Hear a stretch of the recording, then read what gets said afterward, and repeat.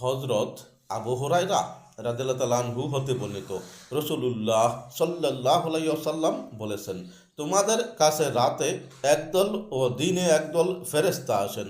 তারা ফজর ও আসরের ওয়াক্তে মিলিত হন। যারা তোমাদের কাছে রাতে ছিলেন তারা আকাশে উঠে গেলে তাদের রব আল্লাহ তাআলা তাদের কাছে বান্দার অবস্থা সম্পর্কে জিজ্ঞেস করেন, যদিও তিনি তাদের সম্পর্কে অধিক অবগত।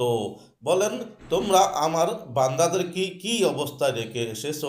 উত্তরে তারা বলেন, হে আল্লাহ, আমরা আপনার বান্দাদেরকে সালাত আদায়রত অবস্থায় ছেড়ে এসেছি, আর যে সময় আমরা তাদের কাছে গিয়ে পৌঁছেছি তখনও তারা সালাত আদায়রত ছিল।